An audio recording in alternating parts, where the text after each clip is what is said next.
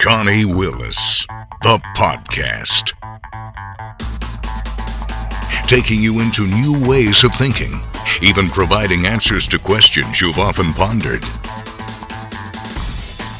Connie Willis, the podcast. Connie, can you spare a dime? All right, Connie Willis here, along with Sean Worthington, computer scientist, inventor of CloudCoin and RAIDA Tech as well. And I've got all sorts of things over here ringing and bells jingling and jangling. And I know we're going to hear them from Sean's side too, so that's okay. He's the inventor of CloudCoin and RAIDA Tech. CloudCoin is a digital currency. RAIDA Tech, we're going to let you know what that is. That's really cool, and he's going to go into more detail for that. Also, author of Beyond Bitcoin and Perfect Money. Sean, good to see you again. Also a friend of mine. I'm going to say he's a friend of mine. It's great to see you. Yeah, you too. So you get younger and younger every time I ever. Isn't that crazy? I love it.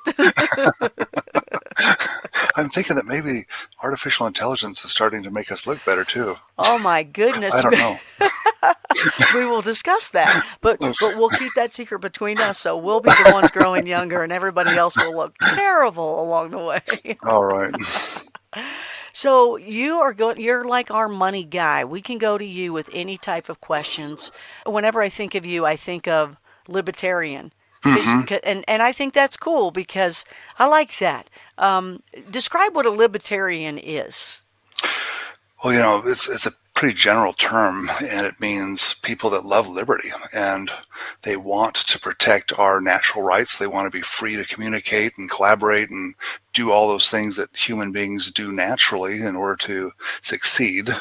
And I certainly am a libertarian. There's different economic schools of thought, and libertarians usually go for something called Austrian economics. However, I have my own school that I'm trying to create. and that's based on the perfect money. Okay, first of all, and that's your book. First of all, What is the Austrian that you were saying?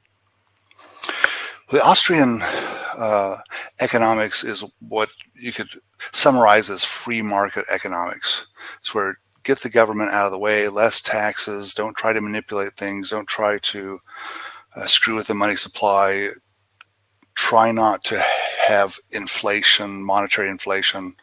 And so it's good conservative, I would say Republican type economic thinking, but it is dated in that it was created before we understood that monetary systems are information systems, money is data. And so now it's time for the computer scientists to come into economics and have some say in it. Okay, so that's going to lead me to asking, okay, you're creating your own, which is the perfect money. That's how I remember when I very first met you years ago. It was all about the perfect money. It was like, oh my gosh, I got to talk to this guy. And that was your first ever video recording, right? Yes. That was so fun. That was your first. You were so nervous. I'll never forget it. Never forget sweating. it. You guys, if you ever saw broadcast news, and when was that? Albert? It was Albert Brooks, right? Yeah. And he was sweating bullets. That was so you, and it was so funny. And I remember asking you about you having a drink of water, and you said something like you wished it was vodka, or it was vodka or something. I said it was vodka. That was so funny. And you can go back into the Blue Rock Vault, and you can see that interview from long time ago. Okay, so I remember the perfect money. Mm-hmm. So now, at that point you didn't have the book, but now you do have the book. So tell us about what is perfect money. Well, perfect money is a moral money, which basically means that it's how money should be. And we haven't had that. There's lots of different questions about money, like how much money should there be? Who is it that should make the money? Who should get new money first? And who should administer the money? I volunteer for that. That's right. Can I? Or has it got to be somebody with power? And I guess that's what you're saying. Who gets it? Well, it turns out that we really want system administrators to be the ones that, let's just say, administer the system. And so we can think of monetary system as information systems. We don't need bankers. Bankers deal with money, and so we associate bankers with money, but actually bankers don't know anything really about administering information systems, which monetary systems are.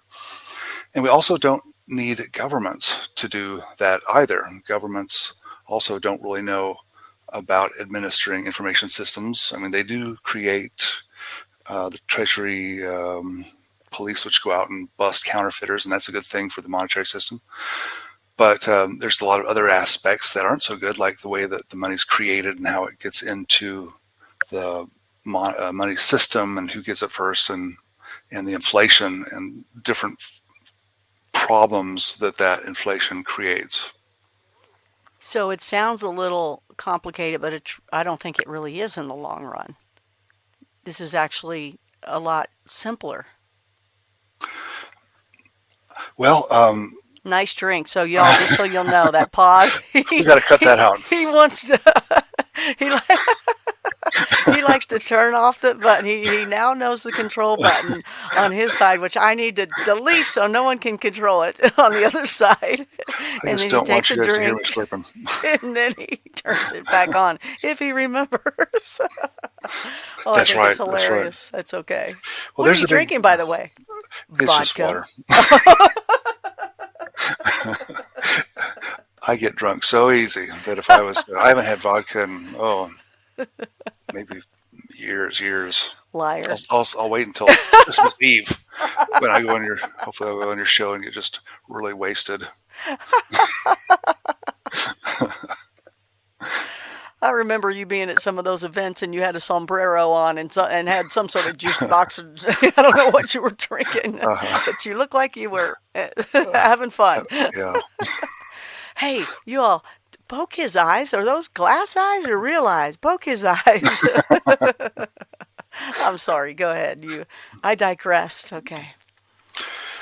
So, I mean, it seems like it seems a bit complicated from the way you're talking, but I don't think it is complicated. It's a lot simpler than that.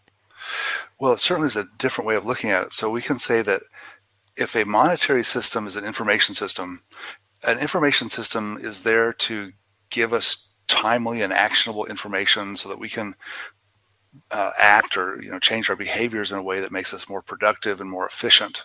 And so when we want to get a job, we take a look at the skills that we have and we can say, okay, I'm an actor and I can make $15 at this fast food restaurant, but this movie studio, they'll pay me $200 an hour. And so I know that from that money, that price, that I'm much more productive working at that movie studio and that I should do that instead of the fast food restaurant. Whereas I might be, let's say that I'm a proctologist. That would be a bad job. And I make $200,000.